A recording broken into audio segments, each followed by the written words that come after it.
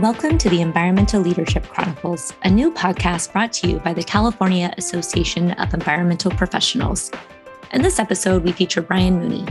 Brian serves as a managing principal of the Community Planning and Sustainable Development Division at Rick Engineering Company. He has more than 40 years' experience in planning, public outreach, environmental analysis, research, and development of public policy. He's highly respected in public and private planning arenas, and he's a member of the College of Fellows of the American Institute of Certified Planners. He's also chairman of the Urban Land Institute's San Diego-Tijuana District Council, which promotes responsible land use and sustainable communities in the Cali Baja megaregion. We hope you enjoy hearing from Brian.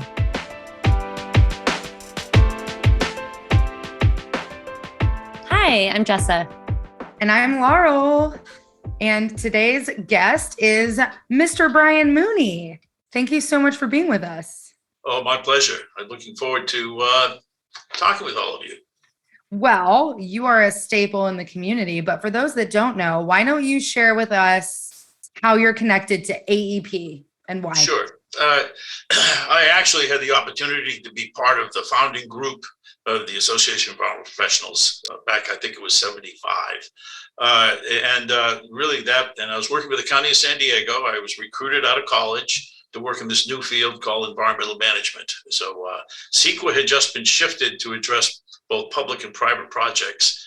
And really individuals throughout the state said, we got to find an organization. There was no identity. There were no environmental studies programs. As a matter of fact, what basically the communities that were going to really emphasize CEQA did is they said, let's go find the people to implement this law. And they went to the universities and found the ologists. And I happened to be studying anthropology. And so I was part of that group of anthropologists, archaeologists, biologists, geologists. I always like to say it, and a few geographers thrown in for good measure, that became the original environmental planners, environmental management specialists. And part of that was then forming this new group called AEP. Since then, I had the honor in the early 80s of becoming one of the early presidents of AEP. So I've been pretty active. I've done, I think, about everything in the association that you can think of, and I've enjoyed it. And I've really loved to see the organization grow as it has and offer a lens of professionalism. For now, you get a degree in environmental studies. We have a code of ethics. We have a wide range of things that I think are so important. Oh, it's brilliant. And I just want to say thank you for being a part of the founding members of this organization, because it's paved the way for me to have a leadership position on the board. Thank you for starting it. You made an excellent point about how there weren't degrees around this stuff in the beginning. And I'm a classic example. I got a degree in environmental studies and economics. And it was perfect. It was perfect for me. So I can't imagine going to university and being like, what? I don't even know what I would study. So you studied anthropology, and then you got into this environmental field. CEQA was passed in the early 70s, and all of this happened. Please share with us, if you don't mind, some of your first experiences with a CEQA document. Like, what projects did you review? I'll even go back a step further. So what got me into it was not just anthropology. I was doing both urban anthropology and archaeology, but it was more archaeology. And I was working on a dig in Irvine, and it's probably 1972. And they hadn't shifted the law. The Friends of Mammoth decision hadn't come down yet. And basically, the owners of the company said, look, we want you to do this archaeology because we think they may make us do these reports that may have to be part of something called an environmental impact report. And I said, oh, good. And what's an environmental impact report? They said, well, we're not sure yet because the lawyers haven't defined it. But really, that was my introduction. And when I started, I was recruited by the county in 74 to County of San Diego, and the same sort of thing. Well, we want to hire people that really understand what an archaeology site looks like. Oh, and by the way, were you trained to be able to look at biological resources, a thing called endangered species, habitats? We're not quite sure what that is. Geologic formations that might have, land, some sort of landfill issues or anything of that nature, slippages. And so ultimately, my first experience was that, going into a department, which, by the way, the Board of Supervisors and the planning department hated and said, what do we got to do with this, excuse the expression, BS for? What is this environmental garbage? And ultimately, one of the endangered species that we were dealing with in San Diego, and I actually was one of the individuals that reported to the board on this, was something called the Steffens kangaroo rat. And I can remember one of the conservative members of the supervisors saying, Mr. Mooney, what's the endangered species here? And I said, Steffens kangaroo rat.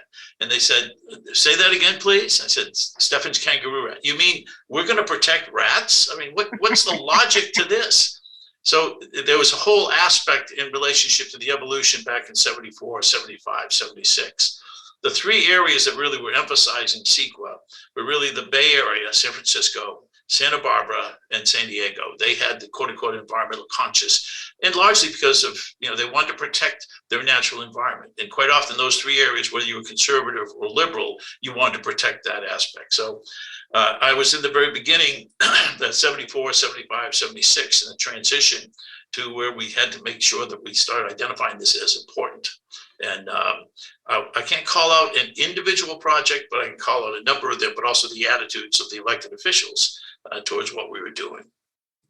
Yeah, I love hearing you talk about this, because this is something, these conversations are still happening. When you say kangaroo rat, people are rolling their eyes and thinking this development's going to stop because of the kangaroo rat. And so how, when this was getting started, this field was early, how were you explaining the importance of protecting these species at that time?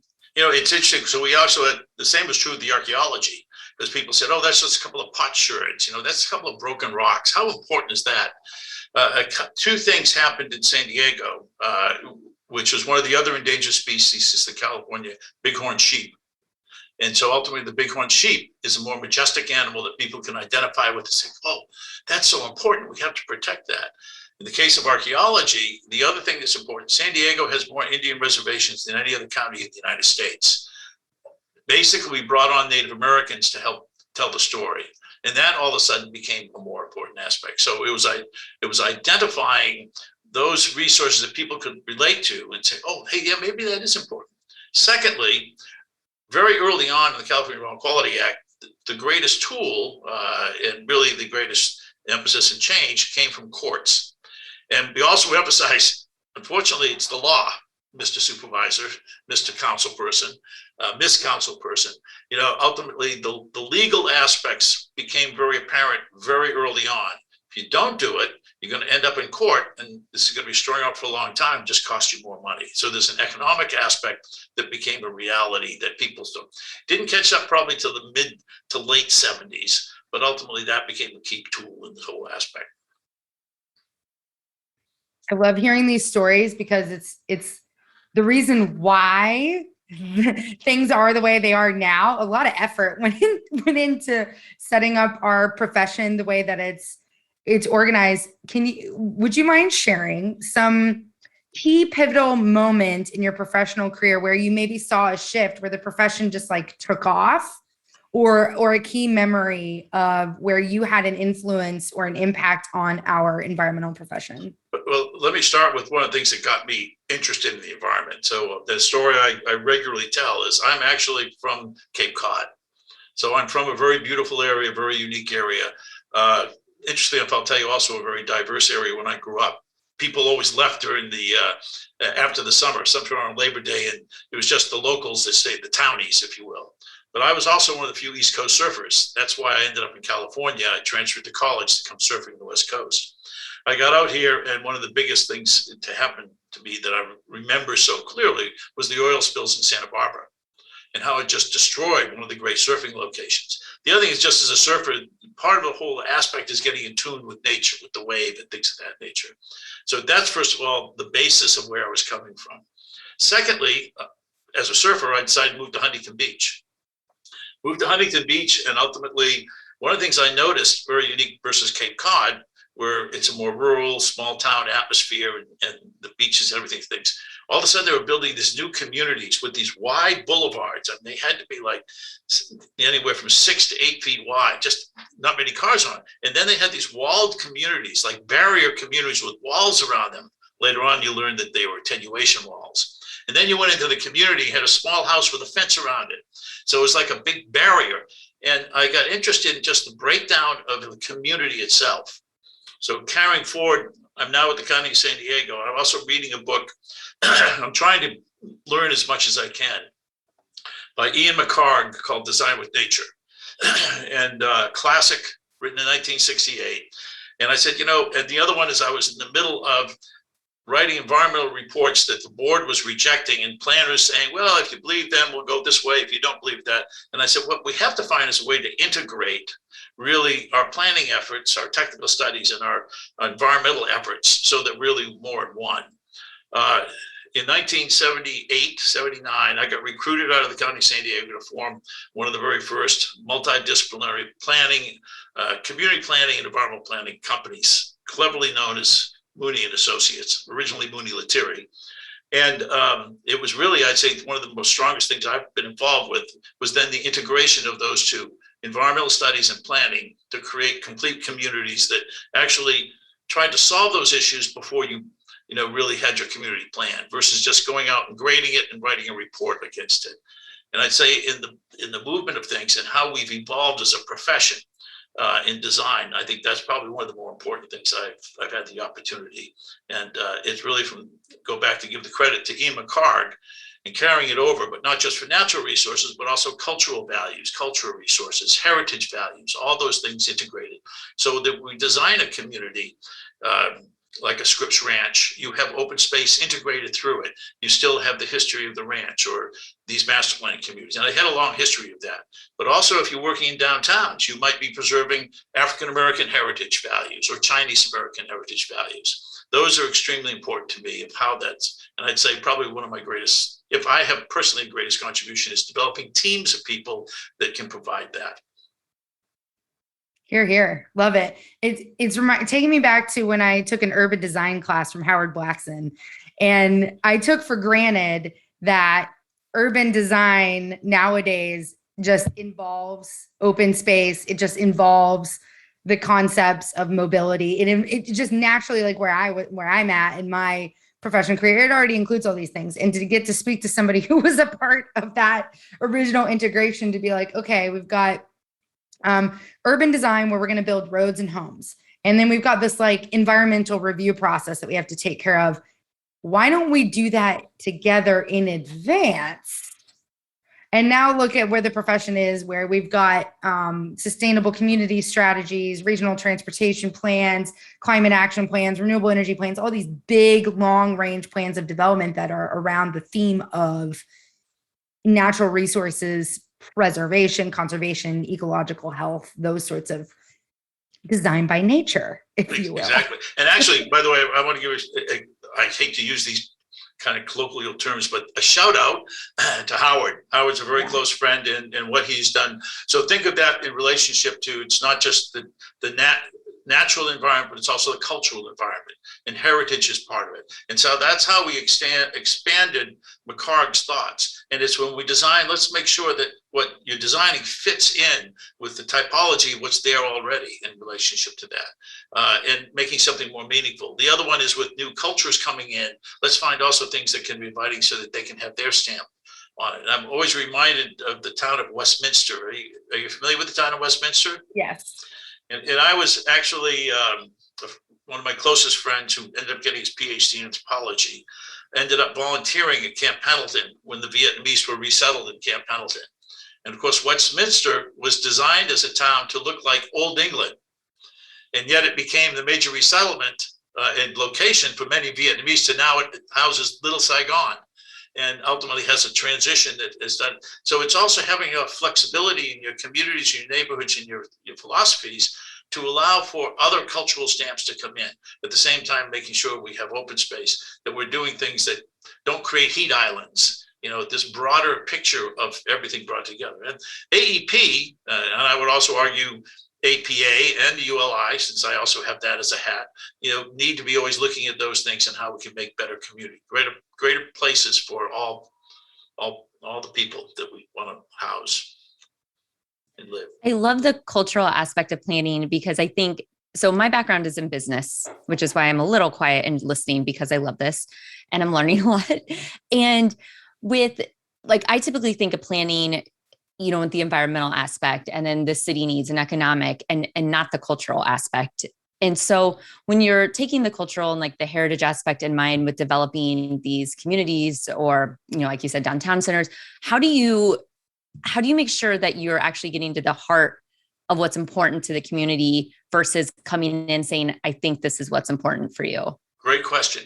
And let me, by the way, also say, since we'll take the aspect of business. So in 79, I was recruited out to create a business, which we ultimately call Mooney and Associates. And ultimately became having that creative idea that was doing something a little different. And it was bringing these two pieces together, which it took me a few years to really perfect to become successful. But that was another aspect of how do you create a successful business. But one of the things is to have things that are original, and a word that we're using regularly now is authentic. Is you have to make sure, one, you understand the history of the area you're dealing with and the history of the cultures and the history of the region, the site, all those aspects has to be brought into it.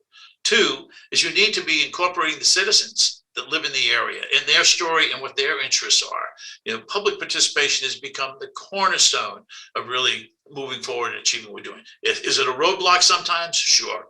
So it can be difficult. It can be very, very hard. But that's one of those aspects. And we just finished I'm actually spending a lot of time working in Colorado. So I've got two comparative projects. One that I just finished that we're very, very proud of in Riverside, California. It's called Northside Specific Plan, and it's going to add about close to or somewhere around 10,000 units, but also have a cultural center, which will have really the first settlement, which is a more Mexican period settlement, and trying to create a old town for that area and celebrate the history of the area and revive an old creek that runs through the middle. It was a golf course that was shut down because it wasn't economically viable. On the same time, I'm just finishing up a plan in Lafayette, Colorado, which is right next to Boulder. And they're fairly successful, but they want to keep the authenticity of their community. They want to keep their unique, kind of a university base, although they're not Boulder, a little different, but they don't want to be they want to be as eclectic as possible. So it's finding those vibes. And we spend a lot of time in reaching out to really find the authenticity of a community, bound in the history. And then I also emphasize that makes good business. So that's important to get into you, Jessa. Is that ultimately you want to find something that's economically viable. You want to have something that's going to be successful, that's going to move forward. And that's where things, again, I'm going to throw out that word again, authenticity is so important, that we're doing something original, something that can be marketable, and think of the big picture. I also emphasize is that, look at the culture, the natural environment are key things, but you have to have some basis in economic reality. So you want to make sure that it's something that survives. And it does that if you have the support of the community. I thank you for bringing up business as being a big component. We are entrepreneurs. You're an entrepreneur. You launched your own business. What was it like? I realized that you were recruited. You were asked to start Mooney and Associates basically to fill a need. There was a need in the market. There was a gap in the market, and you launched this business. What was it like launching a business? Because in my experience, it's a little bit like starting your own culture based on your heritage and bringing it together and having a culture of a business. It's a community of people. How did you launch Mooney in our environmental profession, and how did it do, and where are you now? Great question. And my story is a little different. So I actually never started out to be a business person. I didn't see myself as a capitalist. I always saw myself, originally I was studying anthropology because I wanted to go to work for the State Department and work all over the world with people. It was always my connection to the environment, my connection to people was the most important thing. The individuals that brought me out said, look, we hate this law. They were very pragmatic, civil engineers and a developer. We hate this law, but you know what? We think this might make a good business. I'll throw this also out. They're all Mormon. And back in the day, actually, BYU had a quarterback named Jim McMahon, who was an Irish Catholic. And I used to kid them. I say, you guys you're very good at business, but you need an Irish Catholic kid to run your operation, quarterback your team. But they didn't really care for it. And I said, and I knew that. And I said, and they gave me 20% of the company. They gave me X number of dollars. I said, I'll do this, but you got to let me be totally independent of you and what you want to do. And I think I can build a successful, because I think I have an idea that nobody is doing. Most of the companies in those days were the environmental companies, only wrote environmental impact reports. They did biology, cultural resources, noise. In the Bay Area, they may have done wind studies, wind tunnel studies. And I said, I want to do something very different. I want to do an integrated program. And that was part of my agreement. And so ultimately, I did it. It was 1979. We opened our doors, literally February of 79.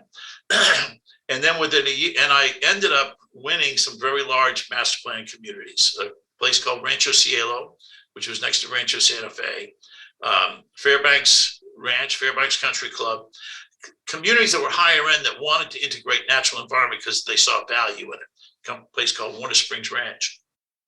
Well, it turns out I ended up having more success than they did in their own business, and they were minor, small subdivision engineers. So within 3 years, I built the company up to be able to buy them out. But I did have some shaky times across the bit. There was a point where they came back and said, well, we can't give you the other money we promised. So here's a note, you go borrow the money for yourself. You put your house on the line. You ultimately have to believe in yourself. I also want to give a lot of praise to a friend of mine that was at the time the economic business editor of the San Diego Union Tribune. And she actually, and I was really struggling because I said, geez, my house is on the line. What happens if it fails? And to go talk to the Small Business Association. They sent an advisor down who taught me, because I had no business background, to looking at the numbers and sense of going through things and looking at my product and marketing style, and said, look, you've got a good idea. You just need to understand cost and how you move forward. And the other thing is you've got to understand, basically your employees, because you're really an employee-based organization. So it was learning those aspects. And then in 80, I guess it was 81, 82, I brought Tony Lettieri on, who was a brilliant planner. And that really solidified that aspect of the environmental and the community planning. And all of a sudden we became the hottest item in Southern California as far as this combined integrated effort for planning. So that's how I went. And I had a supportive wife. So I want to also emphasize that, who really wanted to see me move forward in business side of things. But the first couple of years were a little scary in relationship to it, but I liked the idea of thought, and it really was something that I found it's really more of a natural to me. I also understood what I didn't do well. And so I ended up bringing another friend of mine in, who was great. He was kind of more of a tough guy managing the difficult things, and let me go out and develop the product and do the planning and things like that, where he did more of the day-to-day detailed in the office. We used to say there was an inside guy and an outside guy. So understanding what you do well, and then finding people to complement that with what they do well, and never be afraid of hiring somebody that's smarter than you. Those are the couple of key things I always would give anybody in entrepreneurial businesses. Yes, thank you. Go ahead, Jessa. No, that's it. I'm just like, yes. I'm aggressively nodding my head. I'm like, these are great tips for any profession, any career path, is knowing what you're good at, accepting what you're not good at, and finding someone to partner with or to help you, whether it's someone that you work for, that works for you, that you partner with. And like you said, not being afraid to work with people smarter than you. Right. The downfall of most companies are that aspect of feeling that I can do everything. Or anybody. And then it's the other one is that also not recognizing when there's a downturn that you have to take action. And sometimes those actions aren't easy. But that's really that whole thing. Always keep an open mind to all aspects. But as I say regularly, also make sure that you have a passion for what you're doing. Don't do something just for money. You will never be as successful if it's just for money. It's ultimately got to be for a bigger picture of things. Yes. And today, you're with Rick Engineering.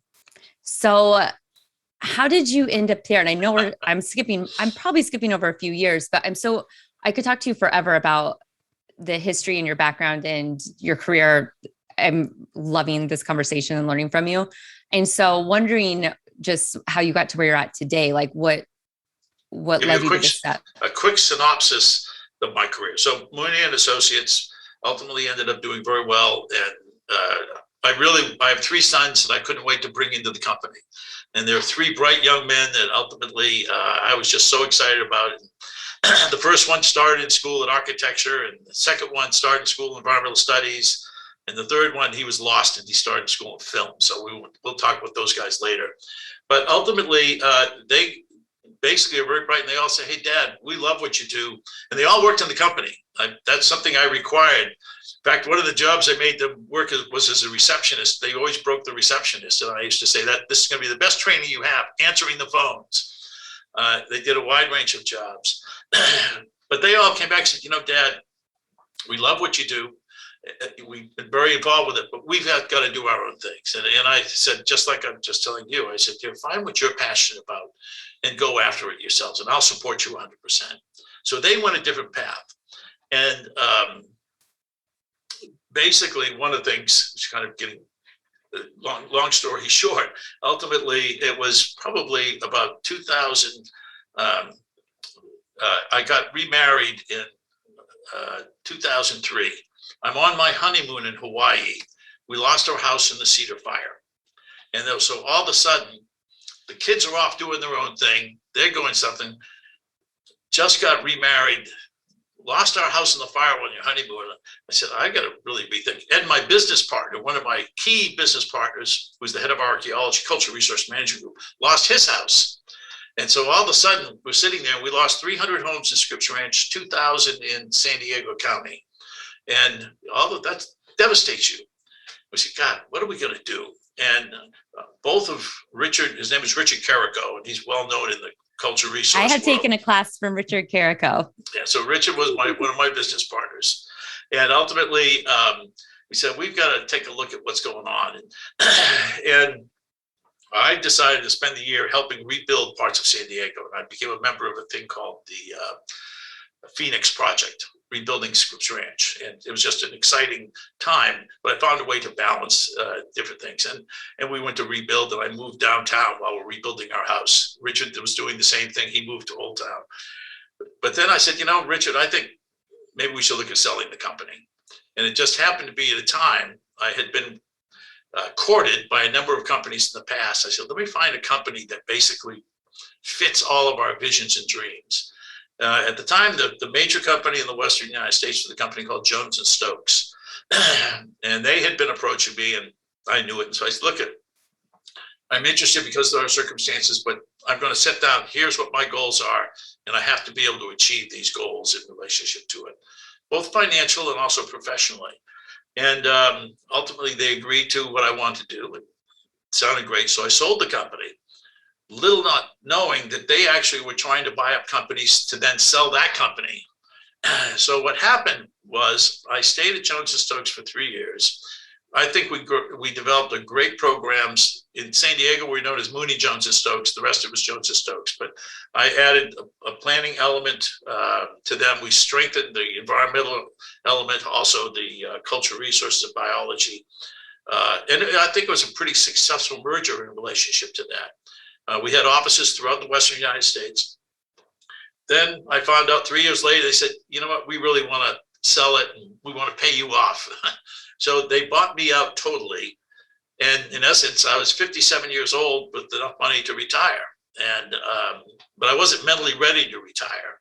And so, but I also had a non-compete clause because I had some more money coming. So I was making enough money that I didn't have to work per se.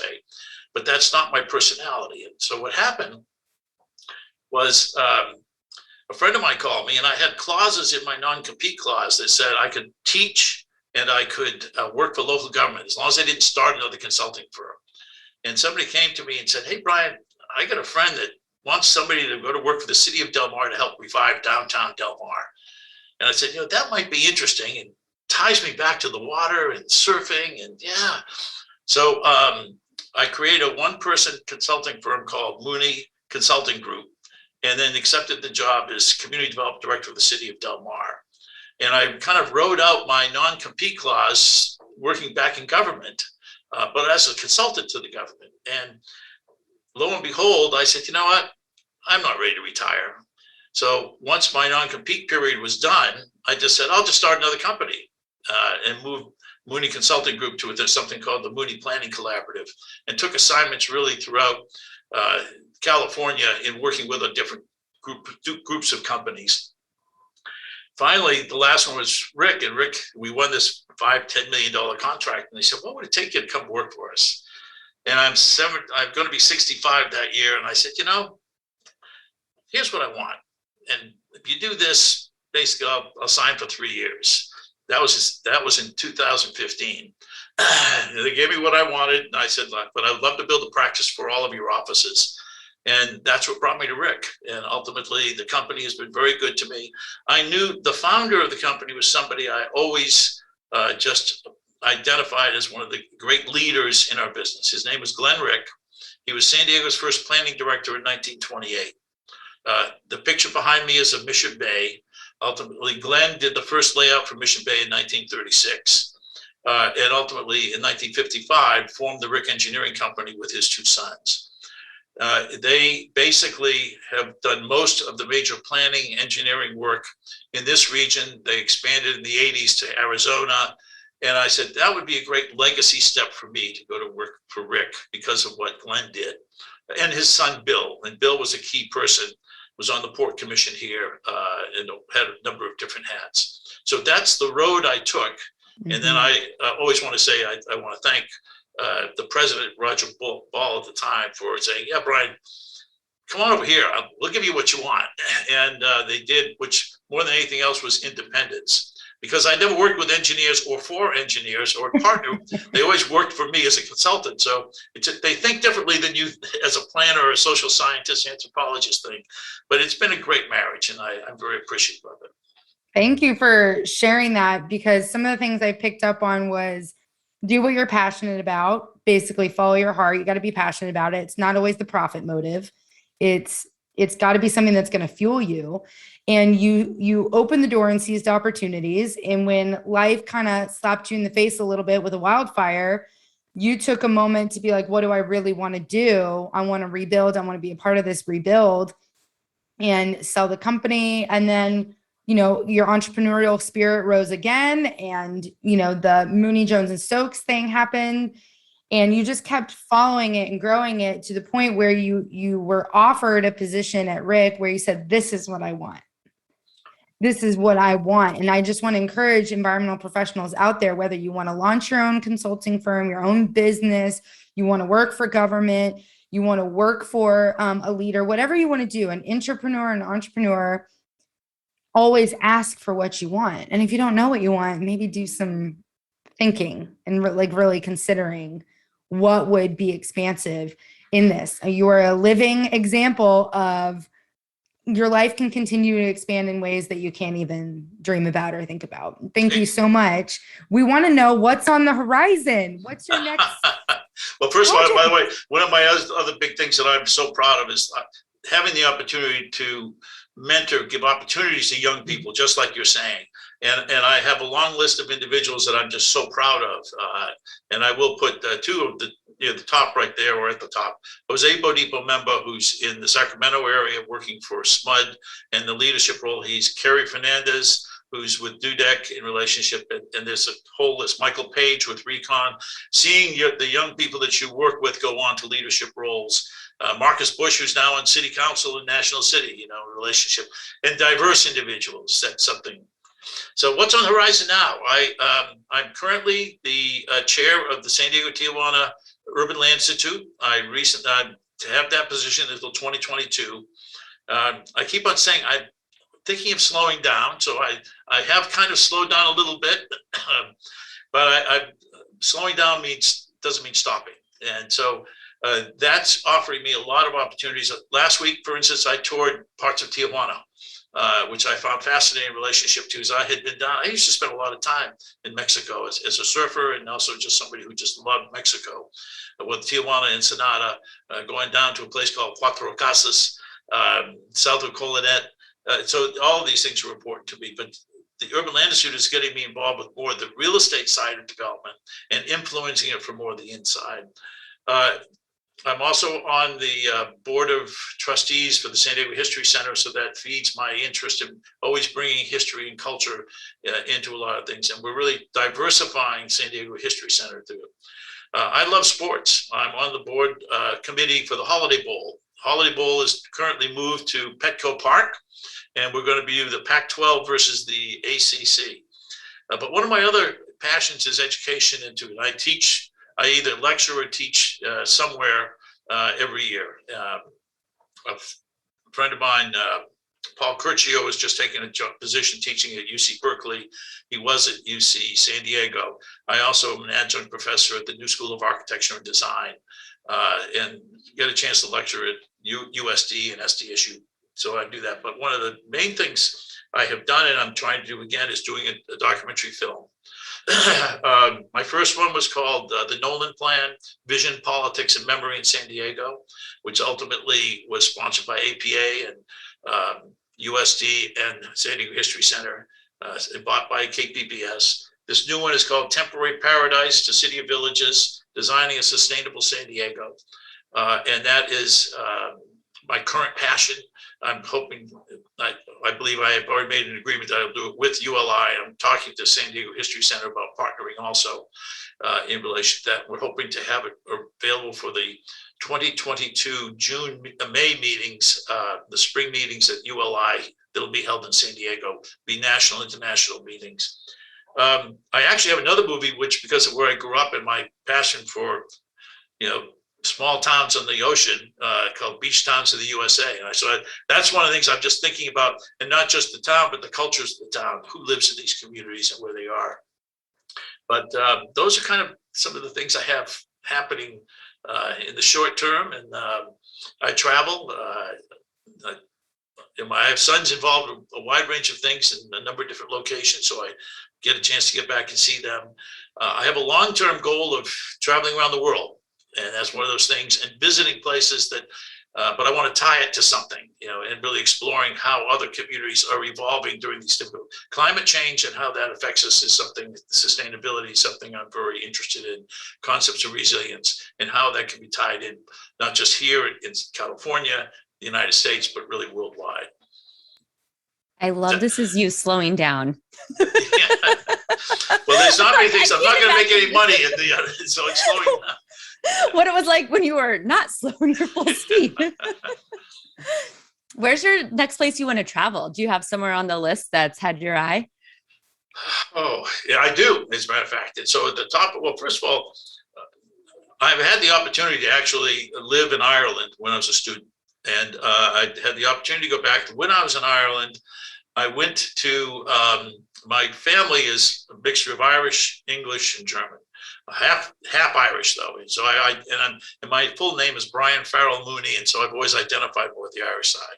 The English side is interesting because they actually came over with George the first Hanoverian king, and John Rudolphus Reichenberg was part of his ministry group, and I can't tell you of his minister or whatever, but he ended up getting an estate in Cornwall. Cornwall's fat, and it's down near Land's End, a little town called St. Buryan. And I just saw a great film the other day about the fishermen of Cornwall. I said, I got to go back to Cornwall. I just really, it's one of those things that going back to places you've been, that, I was 20 years old when I was there. Actually, probably 19. And just the people and things like that. So seeing that part of the country. I really, Carrico, Richard. Richard's also a lover of wines. He would always spend times in Bordeaux. All I remember him is he loved wine and he loved Nordstrom. And I'm like, you're my people. And by the way, I'm going to his 75th birthday in, I think, 2 weeks. So that's fun. But Bordeaux is an area of France that I would love to visit. I also, my son just came back from, one of my sons, my middle son, Ryan Patrick, just came back from Croatia and Sarajevo. And just Eastern Europe. I mean, there's areas where tourists all go to, and there's areas where tourists don't go. And those are the things. The final stop is my wife is half Japanese from Tokyo and Japan. So seeing Japan is another one that's high on my list in relationship to that. So that's a quick snapshot of some of the travel that I'm looking forward to in the near future. Locally, though, I say locally in the United States, I had a trip I had to cancel to Alaska, and Alaska's high on my list. We look forward to hearing about your Alaska trip and your global expeditions. We're looking forward to the documentary, the new one, as well as I need to revisit the John Nolan one because that just gets me. I think John Nolan, and you can correct me if I'm wrong, but he said there's a place for everything and everything in its place. And That's correct. that was like my motto for life. I just loved to organize. That was part of his first plan for San Diego. So that was Yes. written into his first plan in 1907, 1908. Yeah, and it still lives on in my heart and in your documentary. With that, I think we're at our time, although we definitely want to have you come back again. Thank you so much for sharing all of this wonderful inspiration. I imagine that the students and the young professionals that are listening to this are going to be motivated to engage more in the environmental profession because the opportunities will just keep coming. And thank you for all you've done, being a mentor, for launching AEP, for being a part of the environmental profession in general. Thank you, thank you, thank you. And with that, I'll send it over to Jessa for our wrap up rapid five. All right. So first, what is your favorite daily habit? Boy, that's a tough one, but I would have to say I'm going to cross between exercise, which I play tennis and hitting gym, and having a glass of wine. So It's all about balance. They conflict with each other, but yes, I love do enjoy working out, and that's really important to me. But then I also love a good glass of wine after I work out. My people. All right. 3 things you'd bring to a deserted island. 3 things I'm going to bring to a deserted island. Boy, that's a tough one. However, since I started off with the other one, obviously, I think I'd like to bring a lighter because I'd be terrible to rubbing 2 sticks together in relationship to being able to start a fire and creating something there. I think probably something in the lines of either a great book or somehow access to something that I could read if I have to read over and over again, because I think that's so important. And then, I probably would say some sort of, since I want to basically have to grow my own food, some sort of seeds in relationship to creating something domestic. And I was probably going to be a little cute and say something to start a vineyard with. But a true planner, really very logical. All right. What's your favorite environmental policy? One of the things that I think has been extremely important in the environmental things is the creation of the mitigation monitoring program. I remember when mitigation monitoring wasn't around, and ultimately, the policy, actually a requirement in the guidelines that actually says, if you say you're going to do something, do it. And so I'm going to really kind of the environmental policy aspect of looking at the bigger picture of how you implement the law. To me, that was one of the greatest additions to the law that we have. Love it. Okay. Favorite flora or fauna? Flora or fauna? I probably have to say from a flora standpoint, is an oak tree. I mean, the oak trees just really, whether it's a California oak, or just such a important part of our environment in relation and means so much. And actually it was so life-sustaining, for the Native Americans going up, the acorn is becoming part of that aspect. So just an extremely important aspect in there. So I don't know if I can pick a fauna in relationship to, not sure I can pick one out. I'm not a big, I grew up when I was very, very young on a farm. And so my parents had, a few cows, a few sheep and chickens, things of that nature. I think but I don't know that I have just one that I can name there. Okay. Well, we'll take oak tree. We'll accept it. Thank you. And last one. Okay. Finish this sentence. Wouldn't it be cool if? Wouldn't it be cool if we could all live together in harmony? Oh, Brian, Perfect. You speak Thank to my you. heart. Particularly in problems we're having in the United States and all of that, and just finding that people could accept everyone in relationship to, whatever your religion, your color, your thoughts, your culture. So wouldn't that be wonderful? Wouldn't it be cool if we all lived together in harmony by Brian Mooney? Love it. Let's plan it. All right. Hey, do we have to write an RFP to send out and get everybody? Yeah, right. I'll RFI first, then an RFP, and then we'll go through a whole bid process.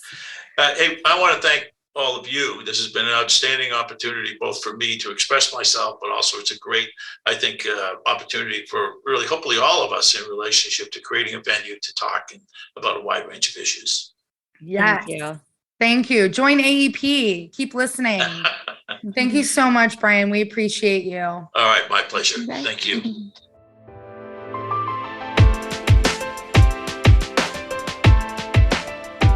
We hope you enjoyed this episode. As a new podcast, it really helps us if you share with friends and colleagues that may enjoy this podcast as well. And please subscribe or follow the podcast to be alerted for new episodes. Also, if you want to submit a shout out, please send a voice memo under a minute, ideally to podcast with an S at califAEP.org. Again, that's podcast at califAEP.org,